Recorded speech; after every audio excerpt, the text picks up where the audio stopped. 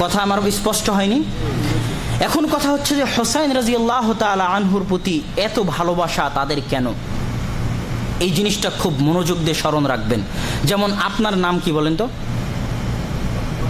আব্দুল মান্নান। কারো নাম এরকম আছে এখানে যাদের নামের শেষে হাসান হুসাইন লাগানো আছে? মেহেদি হাসান আছেন না কেউ? আপনার নাম কি? মোহাম্মদ কবির হোসেন। হোসেন লাগানো আছে নামের শেষে। কেন জানেন? বাংলাদেশ, ভারত, পাকিস্তান এই দেশগুলো কয়েকশো বছর শিয়ারা শাসন করেছে। এই জন্য নামের শেষে হাসান হোসাইন না লাগালে নাম পূর্ণ হয় না। এটা হলো শিয়া প্রভাব। আমি আপনাকে একটা উদাহরণ দিলাম যে শিয়ারা আমাদের দেশে কতটা প্রভাব বিস্তার করেছে যে আমাদের দেশে নামের শেষে হাসান হোসাইন না লাগালে নাম পূর্ণ হয় না। কথা স্পষ্ট হয়নি? এখন আসেন যে কেন হাসান এবং হুসাইনের প্রতি এত ভালোবাসা? হাসানের প্রতিও নয়, হুসাইন রাদিয়াল্লাহু তাআলা আনহুর প্রতি কেন এত ভালোবাসা শিয়াদের? তার আগে আরো একটা বিষয় স্পষ্ট করি। আমাদের দেশে রুস্তম নাম আছে না মানুষের? রুস্তম কে জানেন? রুস্তমকে হয়তোবা জানেন না। 636 খ্রিস্টাব্দে কাদেসিয়ার যুদ্ধে পারস্যদের বিরুদ্ধে, পারস্য নাম শুনেছেন? ইরানের ভাষা হচ্ছে ফার্সি। ওই ফার্সি থেকেই ওটা পারসি, পারসি থেকে পারস্য, আরবিতে বলে ফুরস, ফার্সি। ওদের কি বলা হয়? পারস্য সাম্রাজ্য। ইরান ভিত্তিক যে সাম্রাজ্যটা গড়ে উঠেছিল ওটাকে বলা হয় পারস্য সাম্রাজ্য, যাদের রাষ্ট্রীয় ভাষা ফার্সি। আর রোম সাম্রাজ্য কোনটা? ইতালির একটা শহর আছে রোম, মনে আছে? ইতালির একটা শহর হচ্ছে রোম। ওটাকে বলা হয় রোম সাম্রাজ্য, মানে আজকের ইউরোপ, যেটাকে আল্লাহ সুবহানাহু ওয়া তাআলা কোরআন মাজিদে বলেছে গুলিবাতির রোম। রোম একদিন বিজয় হবে, মুসলমানেরা একদিন রোম বিজয় করবে নিঃসন্দেহে, ইউরোপ একদিন বিজয় করবে। তো রোম সাম্রাজ্য হলো ইউরোপ, আর পারস্য সাম্রাজ্য হলো ইরান, যাদের রাষ্ট্রীয় ভাষা ফার্সি, যাদেরকে আমরা পারস্য বলছি, ফার্সি।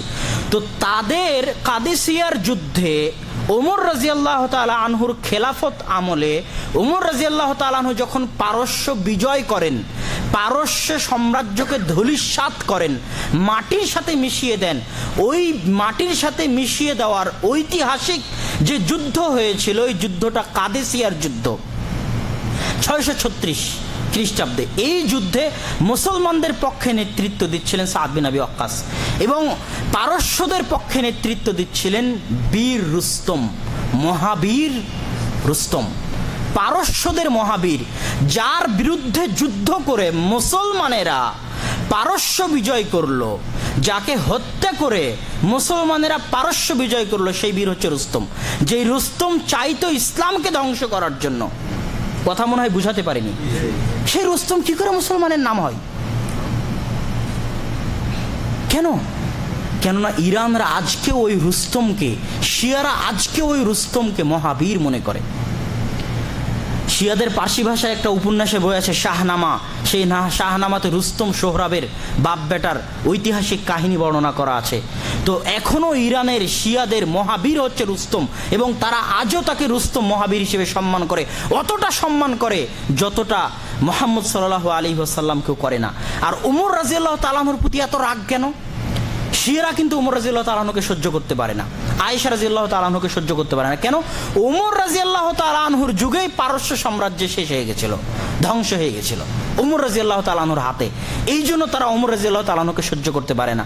ইসলাম যত জায়গায় বিস্তৃত হয়েছে, ইন্দোনেশিয়া, মালয়েশিয়া, ব্রুনাই থেকে নিয়ে শুরু করে, স্পেন থেকে নিয়ে শুরু করে, আফ্রিকা থেকে নিয়ে শুরু করে, ভারত, পাকিস্তান, উজবেকিস্তান, তুর্কমেনিস্তান হয়ে, এবং ইউরোপের মধ্যে কসোভা, বসনিয়া হয়ে সারা বিশ্বের যত জায়গায় ইসলাম গেছে, প্রত্যেক জাতি ইসলামকে মন এবং প্রাণে কবুল করে নিয়েছে, জানে এবং প্রাণে কবুল করে নিয়েছে। আজকে মুসলমানদের ইতিহাস, আমি বাঙালি, বাংলা ভাষার একটা ইতিহাস আছে, আছে না? নাই? আছে। কিন্তু বাংলা ভাষার ইতিহাসের চাইতে আমার কাছে ইসলামের ইতিহাস বেশি গুরুত্বপূর্ণ। বদর, উহুদ, খন্দকের যুদ্ধে কি হয়েছিল, রাসূলের কোথায় কি হয়েছিল, এই ইতিহাস হচ্ছে আমাদের ইতিহাস। আমরা এমনভাবে ইসলামকে গ্রহণ করে নিয়েছি যে নিজেদের ইতিহাসকেও ভুলে গেছি। তারপরেও আমরা কিছুটা কম আছি। এই মিশর, সিরিয়া, স্পেন, তারপরে মরক্কো, এরা ইসলামকে এমনভাবে গ্রহণ করেছে যে তাদের ভাষাটাও তারা পরিত্যাগ করে দিয়েছে, আরবি ভাষাকে নিজের ভাষা বানিয়ে নিয়েছে। আমরা এতখানি করতে পারিনি, আমরা বাংলা উর্দু ফার্সির মধ্যে সীমাবদ্ধ থাকেছি, কিন্তু তাও অনেকখানি এগিয়ে এই পারস্যদের চাইতে, যারা ইরানে বসবাস করে শিয়াদের চাইতে। আর অন্য মুসলমানেরা ইসলামকে এমনভাবে গ্রহণ করেছে যে নিজেদের সংস্কৃতি, আচার আচরণ, ইতিহাস তো বাদই দিয়েছে, নিজেদের ভাষাটাকেও পরিবর্তন করে আরবি ভাষা হিসেবে গ্রহণ করে নিয়েছে। কিন্তু একমাত্র জাতি এই পারস্য যারা ইসলামকে মনে প্রাণে কবুল করতে পারেনি। এখনো তারা তাদের ওই পারস্য ইতিহাসকে, ওই সাম্রাজ্য, যেই সাম্রাজ্য রাসূল আসার আগে ছিল, ওই সাম্রাজ্যের ইতিহাস নিয়ে গর্ব করে, বীর রুস্তমকে নিয়ে গর্ব করে এবং ওই সাম্রাজ্য পুনরায় প্রতিষ্ঠা করার স্বপ্ন দেখে, কিন্তু নামে মাত্র ইসলামের নাম তাদের গায়ে চড়িয়ে রাখে। এতটুকু বলার পর এবার সামনে আসি যে হোসাইন রাদিয়াল্লাহু তাআলা আনহুর প্রতি এত ভালোবাসা কেন, অথচ আলী যেই দিন মারা গেলেন রাদিয়াল্লাহু তাআলা আনহু, হায় আলী হায় আলী করা উচিত ছিল। আলীও তো আল্লাহ রাসূলের পরিবারের, আল্লাহ রাসূলের নিজ চাচার ছেলে। শুধু কি হোসাইন আল্লাহ রাসূলের পরিবারের, হাসানও তো আল্লাহ রাসূলের পরিবারের। তো হায় হাসান করা উচিত ছিল। হাসানকেও মানুষ হত্যা করেছে রাদিয়াল্লাহু তাআলা আনহু, শুধু হোসাইনকে নিয়ে কেন এত ব্যস্ততা? তার কারণ হচ্ছে ওমর রাদিয়াল্লাহু তাআলা আনহুর আমলে যখন পারস্য ওমর রাদিয়াল্লাহু তাআলা আনহু বিজয় করেছিলেন, তখন পারস্যের বাদশাহের কন্যা শাহজাহান নাম, শাহজানানা এরকম নাম, তাকে বন্দি করে ইসলামী সাম্রাজ্যে নিয়ে আসা হয় এবং যখন গনিমতের মাল বন্টন হয় তখন এই শাহজানানাকে হুসাইন রাদিয়াল্লাহু তাআলা আনহুর সাথে বিবাহ বন্ধনে আবদ্ধ করে দেওয়া হয়।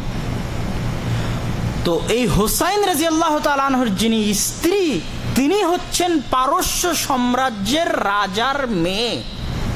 পারস্য সাম্রাজ্য ধ্বংস হয়ে যারা বন্দী হলেন তাদের মধ্যে পারস্য সাম্রাজ্যের রাজার মেয়েও ছিল। সেই রাজার মেয়েকে বিয়ে করেছিলেন হুসাইন রাদিয়াল্লাহু তাআলা আনহু।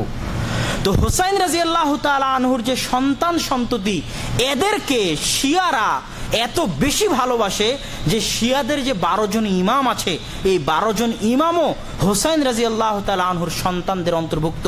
তাও শুধু এই স্ত্রীর, এই মেয়ের যে সন্তান তাদের অন্তর্ভুক্ত। এখান থেকে স্পষ্ট যে তারা হুসাইন রাদিয়াল্লাহু তাআলা আনহুকে মুহাম্মদ সাল্লাল্লাহু আলাইহি ওয়াসাল্লামের ওই নাতি হওয়ার জন্য ভালোবাসে না, বরং তাদের রাজার যে মেয়ে ছিল ওই মেয়ের জামাই হওয়ার জন্য ভালোবাসে। এবং রাসূল সাল্লাল্লাহু আলাইহি ওয়াসাল্লামের অন্য সন্তান সন্ততিকে, অন্য নাতি নাতিনকে এতটা ভালোবাসে না, অন্যদের ছেলে মেয়েকে এতটা ভালোবাসে না, শুধু হুসাইনের কেন ভালোবাসে? কেননা অন্যরা তো ফাতেমার ছেলে মেয়ে, যেই ফাতেমা রাদিয়াল্লাহু তাআলা আনহা রাসূলের মেয়ে, আর এরা তো পারস্য সাম্রাজ্যের রাজার মেয়ের ছেলে মেয়ে, এই জন্য এদেরকে এত ভালোবাসে। এই জন্য শিয়াদের সম্পর্ক ইসলামের সাথে নয়, আজও শিয়াদের সম্পর্ক হচ্ছে ওই পারস্য সাম্রাজ্য প্রতিষ্ঠা করা, যে সাম্রাজ্য ওমর রাদিয়াল্লাহু তাআলা আনহু তাদের কাছ থেকে ছিনিয়ে নিয়েছিলেন। আর হুসাইন রাদিয়াল্লাহু তাআলা আনহুকে তারা শুধু এই জন্যই ভালোবাসে, তা যেন হুসাইন রাদিয়াল্লাহু তাআলা আনহু তাদেরই রাজার মেয়েকে বিবাহ করেছিলেন, তাদেরই রাজার মেয়ের স্বামী ছিলেন, এই জন্যই তারা ভালোবাসে।